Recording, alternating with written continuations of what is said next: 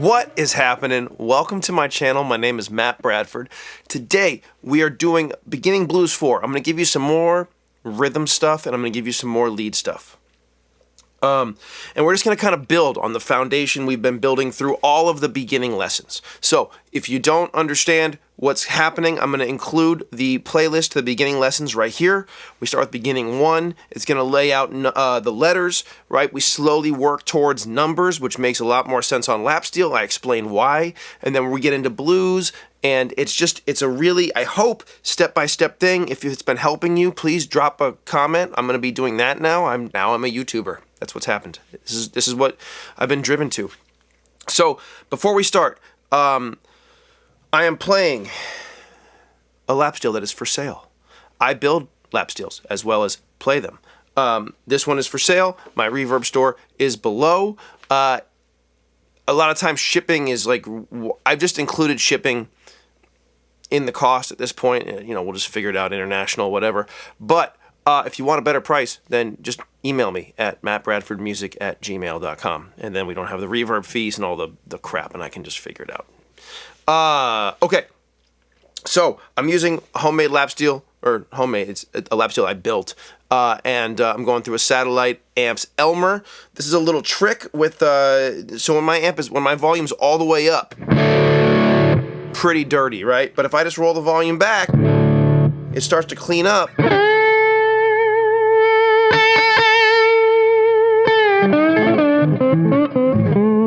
Okay, so I'm going through Satellite Amplifiers Elmer. I have t-shirts. Oh crap, I didn't bring them over here. Oh, I'm a professional. They look like this.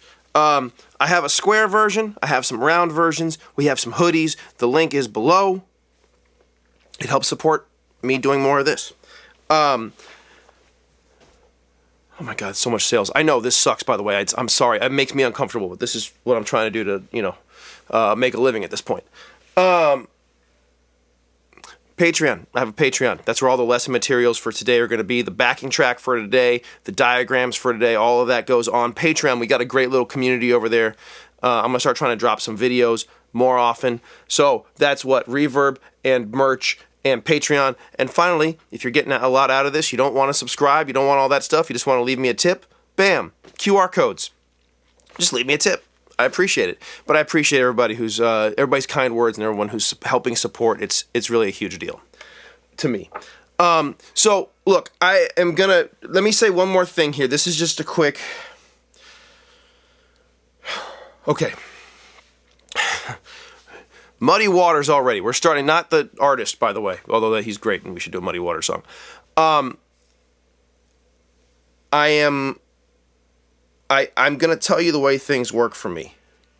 That's the best I got, right? This is my method.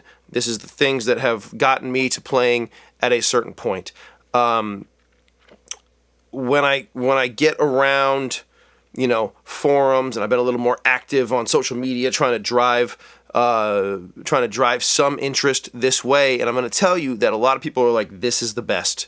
This is the best lap steel. This is the best scale length. This is the best slide. This is the best finger pick, whatever. And my experience is that the things that work great for one person don't work great for someone else. That the things I'm trying to play maybe don't work for someone else. I love a longer scale length. A lot of people prefer a shorter one. I like 6 strings. People are looking at 8 and 10. So I would encourage you to take any "this is the right way, this is the best thing" with a grain of salt. When I did "What lap steel should you buy" video, there was a bunch of one comment that really got me was like, "Ask Greg Lease." And it's like, well, I know Greg. I mean, I don't know him. He probably doesn't know who I am now, but I used to work on his guitars when I worked for Bill Asher. And he has more than one lap steel. He has more than one style lap steel. He uses different lap steels for different things. So I would just encourage you, as you start out, as you continue, to take what I say with a grain of salt. Take what works for you and leave the rest, right? And I would encourage you to do that with everyone. Find the things that work for you. All right. So look, we're going to start with a 6/8 blues today. It's a 6/8 blues in A. 12-bar blues, no quick change. It goes like this.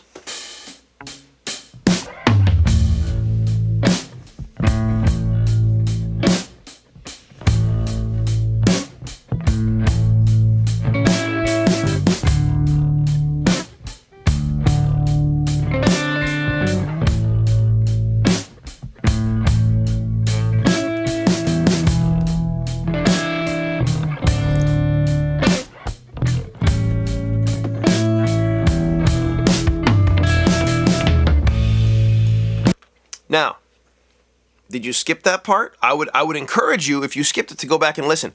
This is when we talk about being a beginner, when we talk about being an intermediate player, when we talk about being an advanced player, knowing what we're playing to is the key. You can't just play when you don't know what you're playing.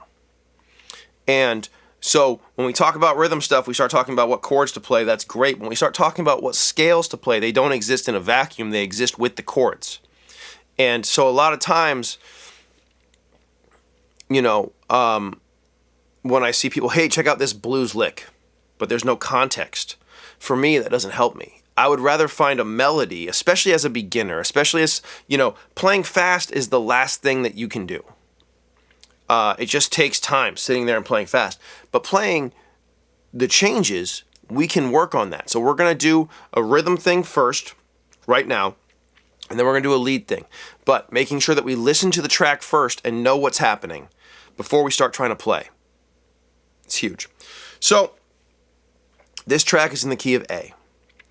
We've covered how to find your 1, 4, and 5, but I'm going to give you a second. Pause it. Okay? Do you know what your 1, 4, and 5 are in the key of A? A is at the what fret? 7th fret.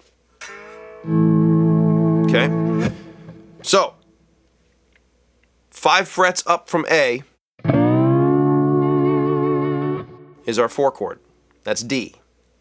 And 2 frets up from D is our 5 chord. That's E. Now, if you haven't been around for any of my other lessons, we're not using open strings. By the way, open strings are a trap. It means you can only play in one key. We'll get there, but like that's not, we're going to find stuff that really works in all keys, so that when you're in a situation to play music, when you're listening to a record, it's like, oh, it doesn't need to be in the key of D. I can play in any key because this is an instrument. It's not an instrument in D, it's an instrument. We are in open D tuning. I mean, at this point, it's on the thing, who knows, whatever. Okay, so,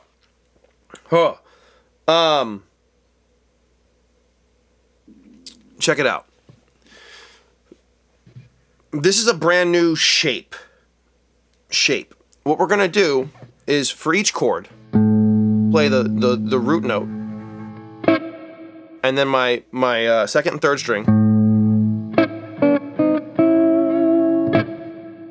and then I'm gonna walk up.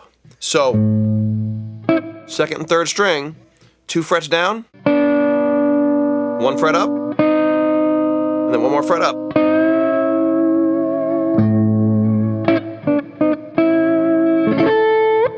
Now, if you look at this diagram, which is our pentatonic scale, there's only one note that we're not playing that's in that scale. And it's this note, which is the blue note. But we haven't added it yet. We will eventually. Okay. We keep adding notes to the scale. It doesn't matter. At this point, we just need this shape. Ooh, let's do that. So,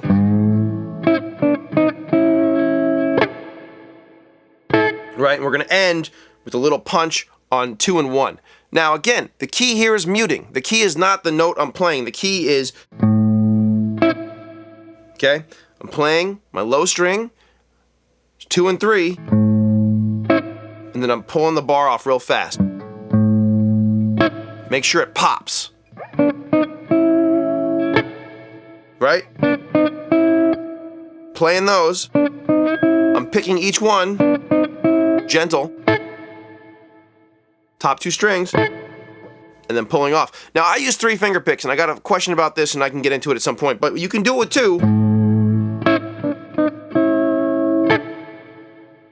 I just happen to use 3 because I used to play solo, and it's, I'll get into it, doesn't matter. I'm gonna do a Q&A. So, that's the shape around each chord. That's our 4 chord. Now, the other thing is this. This shape, this lick is 2 bars. So when I start up one of the sides, the first 2 bars, this is that first lick. Right? Second 2 bars. So you'll notice the last line is you only got 1 bar of each. So I'm just gonna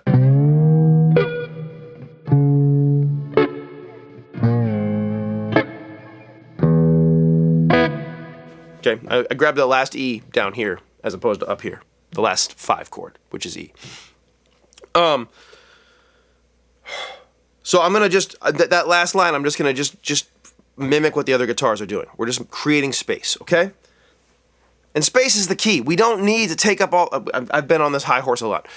If you haven't watched my other lessons, create space. No one's gonna complain that you didn't play enough. I promise that.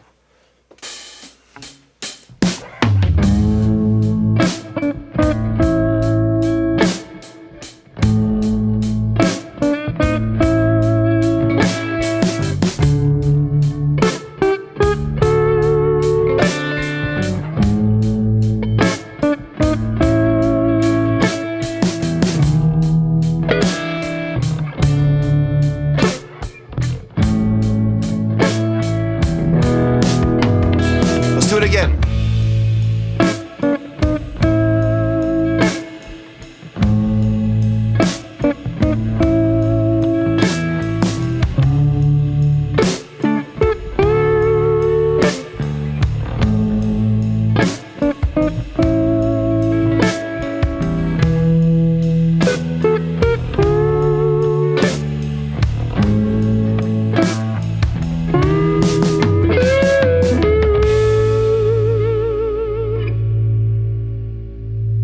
Huh. I want to adjust my intonation just a little bit. I was getting a little bit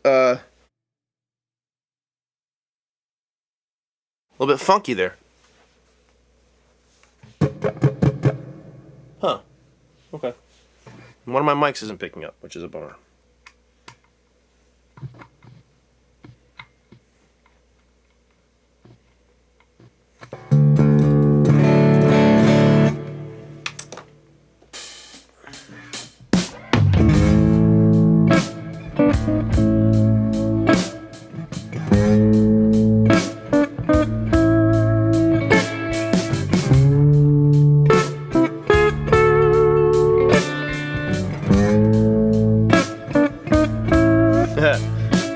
Okay, and I just kept that last part in just so you could see that, like, now I can play it in tune. It was throwing me off that it wasn't playing in tune, and I've talked about this in some of my build videos, but it's a big deal to me that I have an intonatable bridge because I just intonated the low string, not the rest of them. It's a whole thing, but I like having intonatable bridges on my instruments for that reason. Anyway, whatever. We're back. So do you see how we're doing that? Even though I didn't do it great the first time through because I wasn't playing in tune, which then threw me off, and it's like, oh no, what's happening? Well, okay, well that's what's happening. That's the problem. So that rhythm that works in any blues, but we're doing it in the slow blues in A and 6/8 today. Okay, so now let's get to some leads. I know, that's the part we all want anyway. So we've got a bunch of rhythm parts, and if you go back through the blues lessons, we're getting at least 1 or 2 rhythm parts each lesson, and you can keep adding. So now, if you're in a situation, you can always grab, oh, let's do that rhythm part, let's do that rhythm part, etc., etc. Great. Leads. I said earlier that, like, just learning a lick without knowing where it goes isn't helpful, and then also, especially as a beginner, trying to have the facility to play fast it's cool. I mean, I know we all want to do it, but let me just encourage you to work on melody first. Melody is something that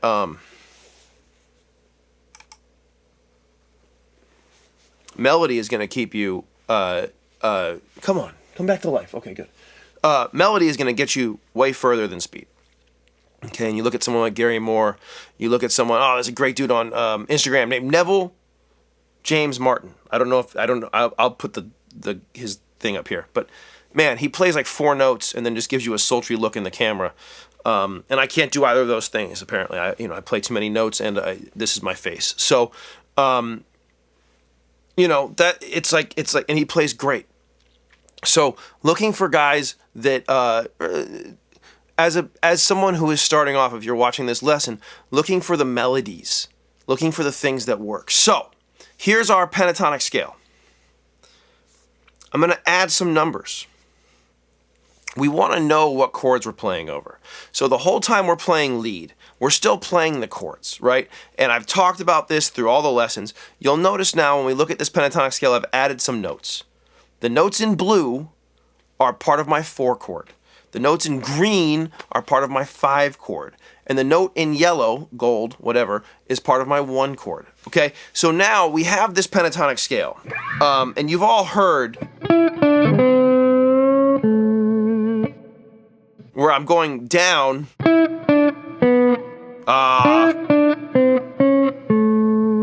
right? We've heard these things. And I'm going to show you now. So the exercise, the first exercise, is to grab a single note from each chord. So when we get to the 1, grab a note from the 1 chord. What are the notes from the 1 chord? Well, we've covered this before. They're 1, 3, 5, and flat 7. What are the notes in the 4 chord? 4, 6, 1, flat 3. Notes in a 5 chord, 5, 7, 2, 4. So for each chord, when we get there, just grab one note. And don't just, and try to make it a note that's close, right? If you're on the 1, and then here comes the 4, make it the flat 3 against the 4 chord. And then back to the 1, 1 again, right? 5 chord. And you're going to see that those start to work against those chords. And now we're starting to develop where we want to go when we play against the chords. We're not just playing notes as fast as we can. We're playing against the chords. And I'm going to show you how it works. I'm going to show you how we combine that with some licks. But let's start with this. 1 note per chord. So 1 against the 1. Oh. Okay, but I was talking instead of doing the exercise. Okay, so 1 note per chord.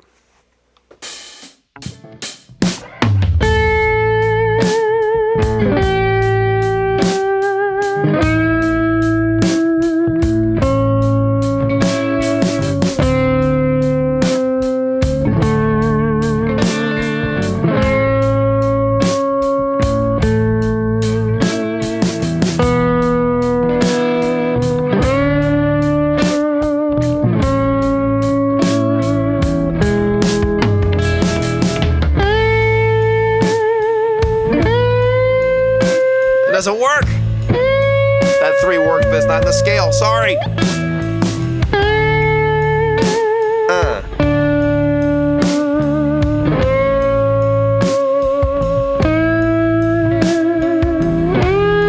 Oh, it goes here. Sorry.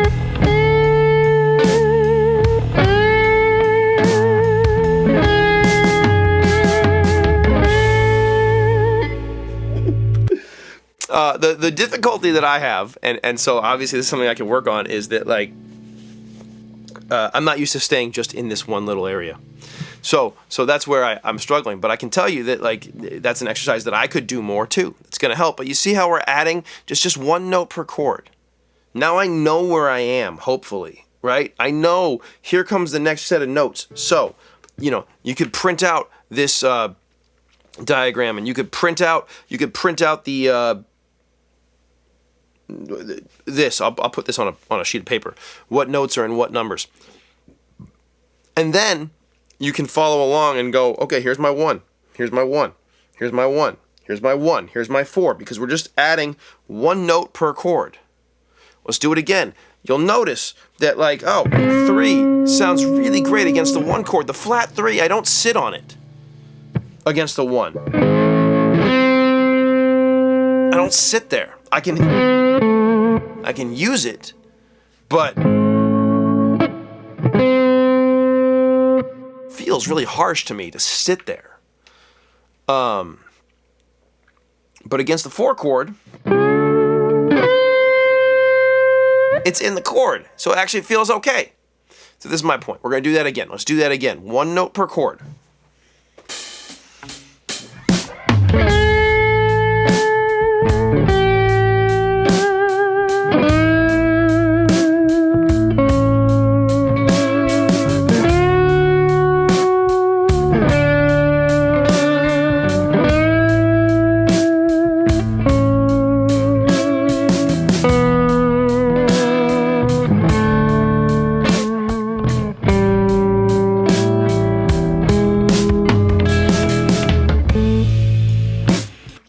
that's super cool, getting those the flat 7 against the 7, just getting that stuff to move. So I would encourage you to do that, right? Because that's huge. And now, how is that useful? Well, in a vacuum, it's cool. I mean, you can do it, and it's gonna be a better solo than just playing.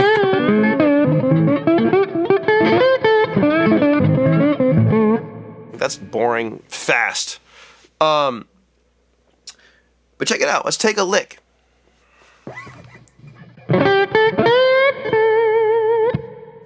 Just that one lick. And then let's make sure we end that lick. That 1 can end against the 4. That's a 1. It can end against the 1. It can end against the 4. But against the 5 chord, right?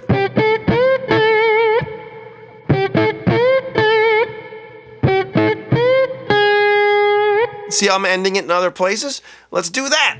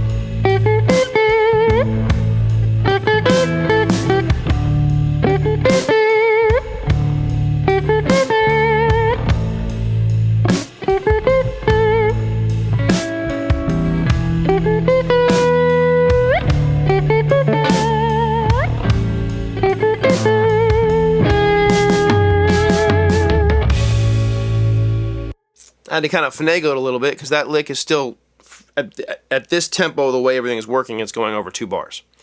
But I want you to take some of these licks. Let's try one more. And camera's overheating. We'll see if we can get through this without having to stop and calm it down, etc. Hit and miss. Let's go.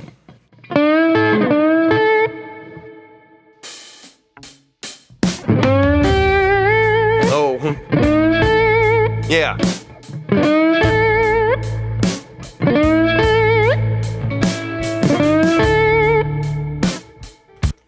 Same thing.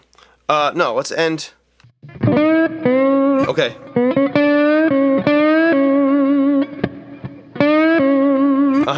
So, against the 1s, from 4 to 5 to 3. Against the 4, 4 to 5 to flat 3. And then against the 5, 4 to 5 to 2. Got me? It's the same lick each time. For each note, but now it changes to the 4 chord. Then it changes again to the 5 chord. For each note, here we go.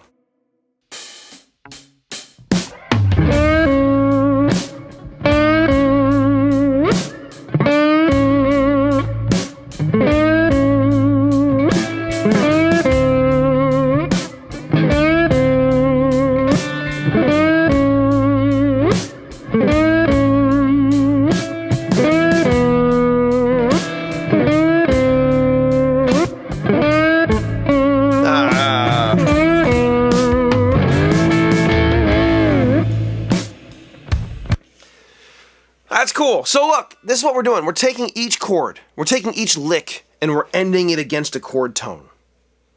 We're taking all the licks we've already learned, we're ending them against a chord tone. We're slowly building on what we keep learning each lesson, and we're ending on a chord tone, but we're always playing the chord tones. That's the key. The key is playing chord tones all the time, playing the changes all the time, focusing on melody all the time. I'll do a building speed one, but the speed is going to come with time because you can't just play fast if you don't know where you're going to end. That was my move for a long time. It got me nowhere. When I started focusing on this stuff, I started getting a little more like, oh, like we can do some stuff. Like, oh, look, people are paying attention. Oh, look, I know what I'm playing, and that feels better. That's where it's at. If you're getting what you're looking, I hope this made sense. I hope you'll do all the stuff. And, buy t-shirts and whatever. Thanks for hanging. I appreciate it.